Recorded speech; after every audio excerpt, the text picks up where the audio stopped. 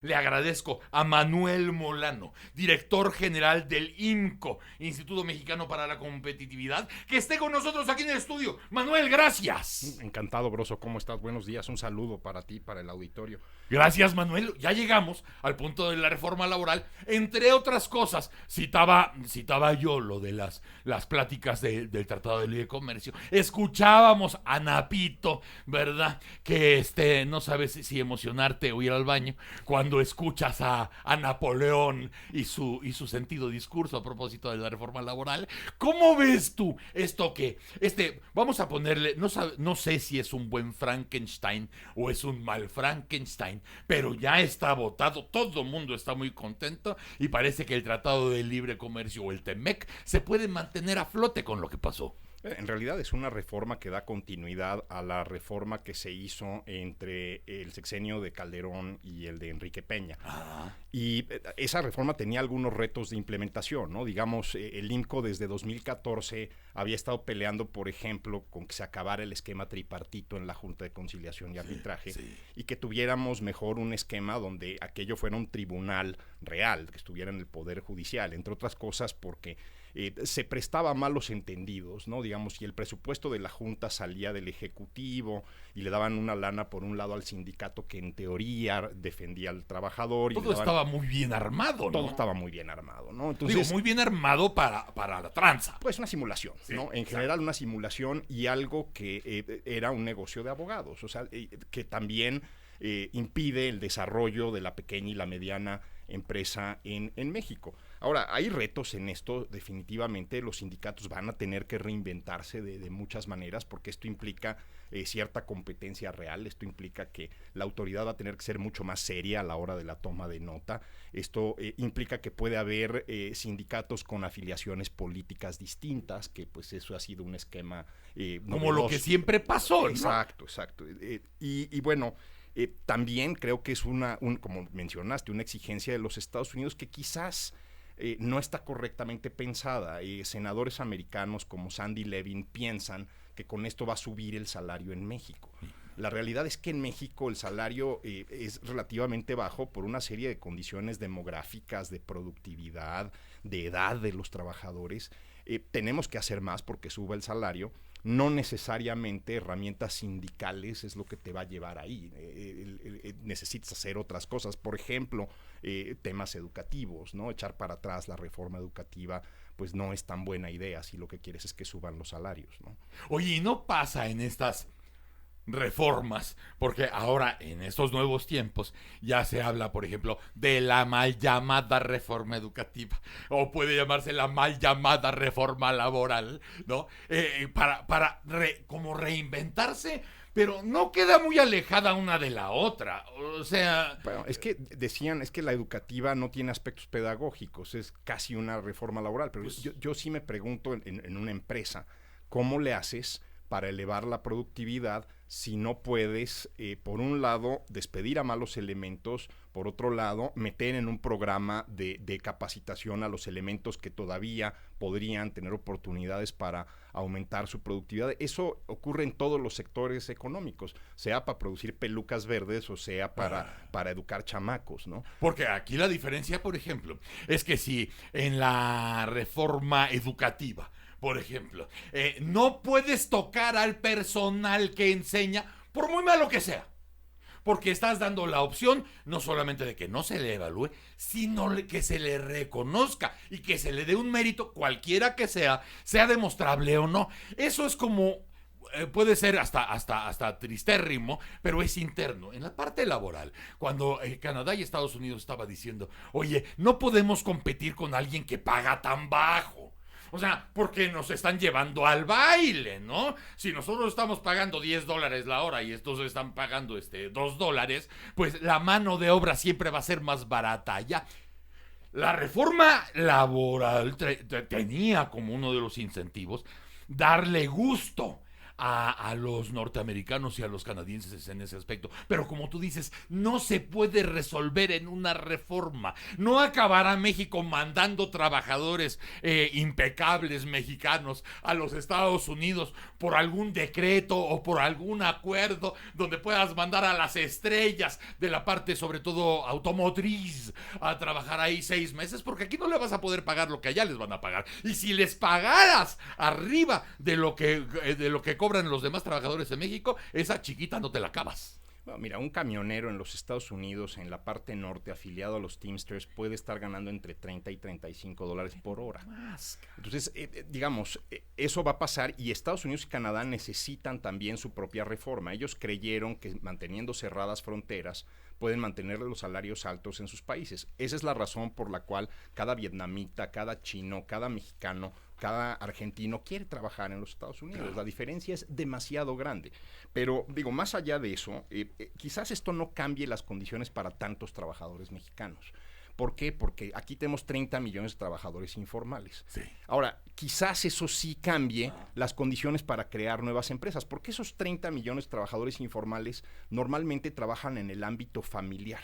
Sí. Entonces, digo, el chamaco de 14 años que su papá taquero lo pone a cortar el trompo, pues no tiene muchas oportunidades laborales. O sea, realmente ese cuate pues está un poco a la merced de lo que diga la familia y el DIF. Y ahí creo que México tiene que evolucionar. O sea, le hicimos tan caro a las empresas producir que la gente decidió producir adentro de su familia. Y entonces, por eso las empresas no crecen, por eso las cosas no cambian, por eso no hay seguridad social para casi nadie en este país. Estos tendrían que ser derechos para todos los mexicanos. Tenemos que volvernos una sociedad mucho más inclusiva en ese aspecto, y la productividad va a subir. Pero bueno, también, como dice José Alfredo Jiménez, o decía, estamos en ese mundo raro donde la productividad y la calidad son conceptos neoliberales y es terrible, ¿no? Entonces, tenemos que tratar de convencer a los cuatroteístas que estas cosas también importan, ¿no? Aquí llegamos a un punto que acabas de decir, la informalidad.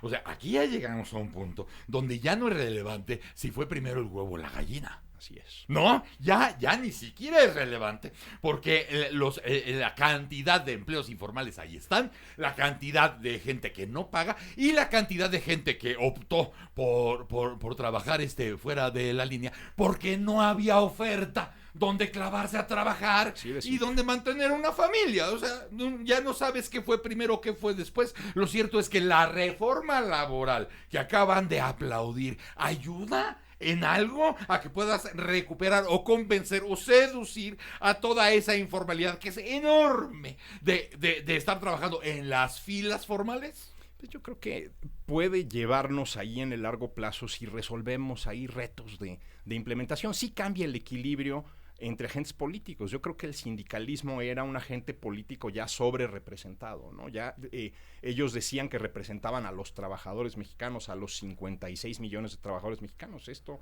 no creo que sea correcto. Ahora, potencialmente podríamos ser 70 millones de mexicanos trabajando, ¿no? En realidad el término de los ninis es incorrecto, en realidad son las ninis, la mayoría son mujeres y la mayoría están al cuidado o de un chiquito o de varios chiquitos o de ancianos en el hogar, que eso también es trabajo.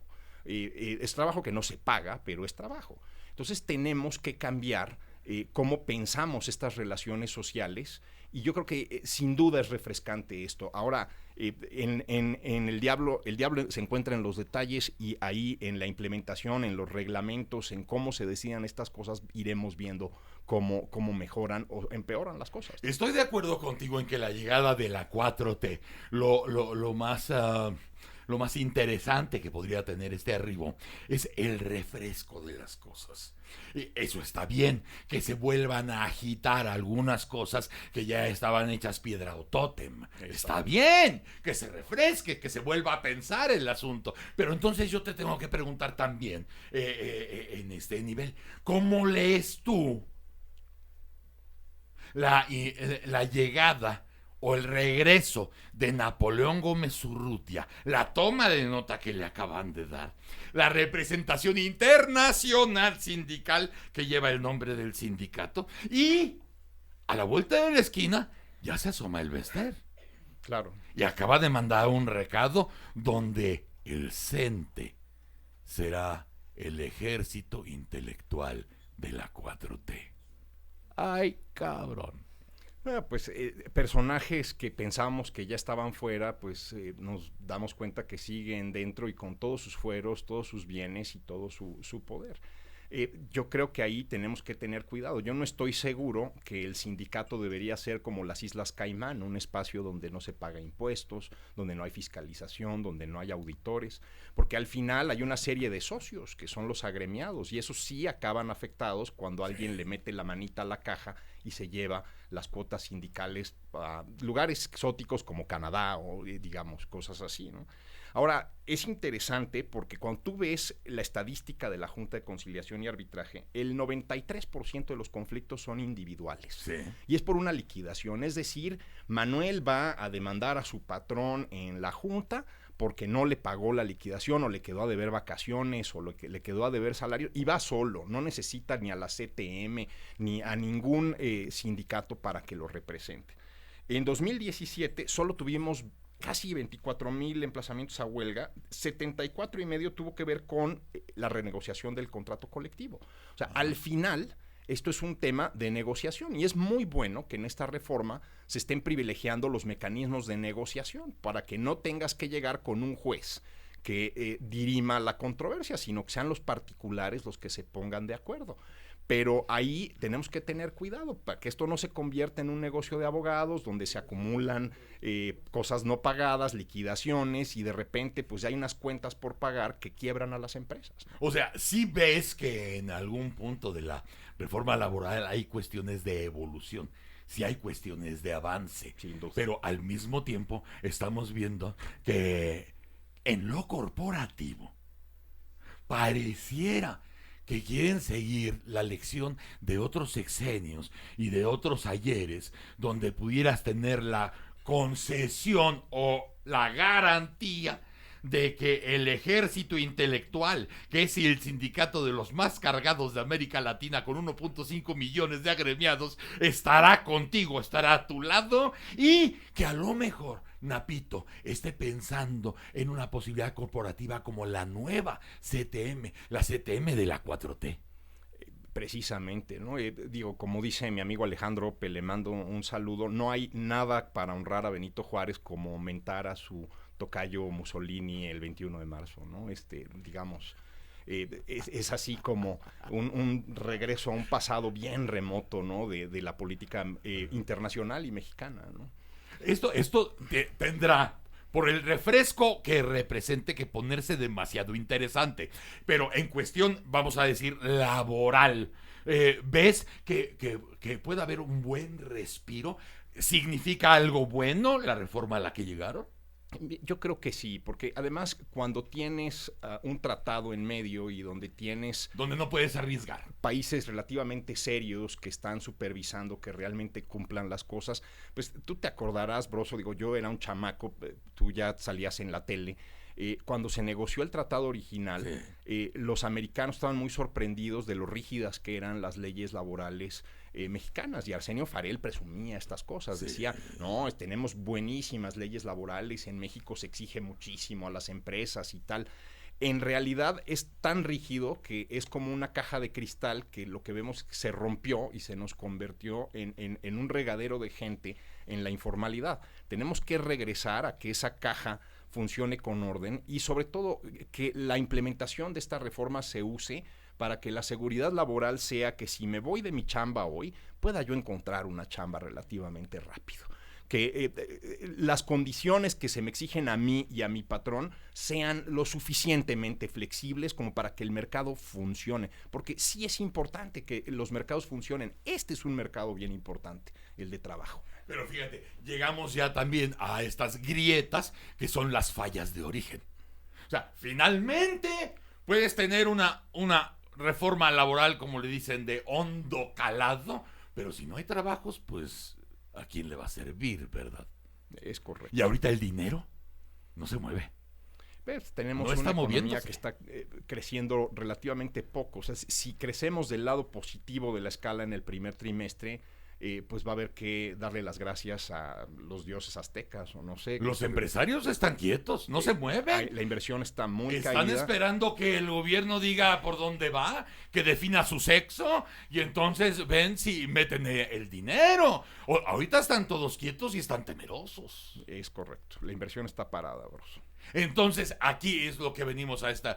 Puede haber adelantos en las cuestiones sindicales, puede haber adelantos en las cuestiones educativas, puede haber adelantos en la cuestión laboral, pero para que todo esto surta efecto, tiene que haber trabajos. Es correcto. Y en esas estamos. Así es, querido Broso. Una encrucijada cuatroteísta. Y tenemos que salir todos muy bien de esta. O sea, en esto sí creo que no importa de qué partido seas o por quién hayas votado, sí creo que es importante que reconstruyamos un país en donde estas cosas funcionen. Dejaron de funcionar hace mucho tiempo. Y fíjate que déjame decirte que creo que todo va a estar bien. Porque aquí lo hemos platicado, este país es tan grande y tan cabrón que nadie ha podido con él. Ni por las malas intenciones ni por las buenas intenciones. Es tan mágico este lugar que de pronto te centra en tu propio eje y te dice, esta es la gravedad, cabrón. No hay de otra, ¿eh? No es que a mí me gustan así, me gustan de este tamaño, no, de este tamaño hay. Y si te lo tragas te embarazas, cabrón. ¿Cómo ves, cabrón? Ay, cabrón. Ese es México. Y de pronto, así como ha evitado, tú nada más ves los años de saqueo. Cuenta los años de saqueo y este país sigue siendo una hermosura, cabrón. Este país lo puedes presumir en todo el mundo, cabrón. Ve los años de saqueo. Este reajuste que se está dando, sí, hay muchos gritos, hay mucho ruido, hay la porra, la guardia pretoriana de la opinión, está la pandilla fifí del otro lado, hay mucho roce, parece hostilidad, pero la realidad es una, ¿no? Las leyes se tienen que hacer, Broso, para que se puedan cumplir, no para incumplirlas, porque Exacto. si no atraes al tipo de inversiones equivocadas. Claro.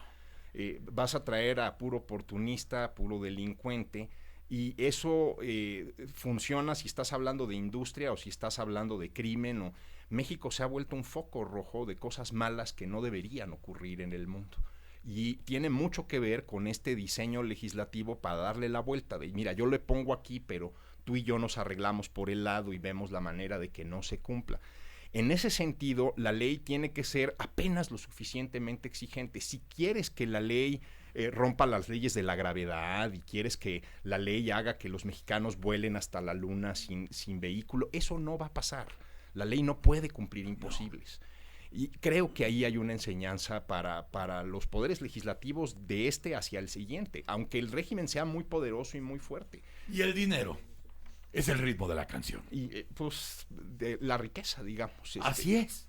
Ese es el ritmo. O sea, ahorita puedes estar, está muy ocupado Andrés Manuel viendo quiénes son los enemigos, quiénes son los adversarios. Es necesario para su ímpetu de campaña eterna tener contrapartes, tener villanos en la película. Si no hay villanos no hay melodrama, si no hay melodrama no hay emoción y no se venden los boletos. Bueno, pero tendrá que llegar un momento muy, muy cercano ya en donde falta el ritmo de la canción, y el ritmo de la canción son coins.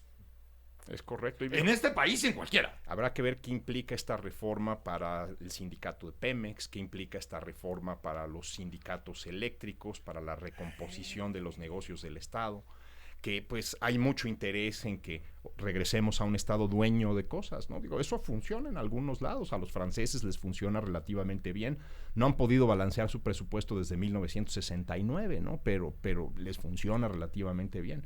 Entonces tenemos que pensarle cómo le hacemos para convivir con la realidad de que somos un país todavía relativamente pobre, que está atrapado en una trampa de ingresos medios, y por otro lado, pues que tenemos estos ánimos políticos exacerbados en donde no sabemos para dónde queremos ir. Y creo que en ese sentido hay que ayudar al presidente, a su gobierno, al legislativo a pensar en proyectos de inversión que hagan sentido. Si los negocios no dejan dinero, no le pueden pagar a los trabajadores, no le pueden pagar a los capitalistas, no pueden pagar sus impuestos y básicamente son oportunidades perdidas para el desarrollo. Entonces ahí creo que tenemos que trabajar todos juntos. Esto de andar buscando enemigos, pues en 5 años que sean otra vez las elecciones, otra vez nos peleamos, man. Ahorita pues es arremangarse y chambearle, man. Esa es la cuestión. Y a eso tendremos que llegar sin remedio. Más allá de los chairos, más allá de los fifís, más allá de los neoliberales, los conservadores, los canallas, más allá de todo eso llegaremos a la reunión donde tendremos que convivir a propósito de la idea de que México es el ombligo del mundo. Nada más que hay que voltearse a ver la pinche panza. Y te das cuenta que ahí está el ombligo del mundo. Te agradezco mucho, Encantado, Manuel Molano. Rosso. Muchas gracias a ti, gracias a todo el equipo y al auditorio. Y qué bueno que viniste. Encantado. Ya te sabes el camino. Yo creo que nos veremos seguido. Te lo agradezco mucho. Gracias, Manuel Molano, director general del INCO, esta mañana aquí en El Mañanero.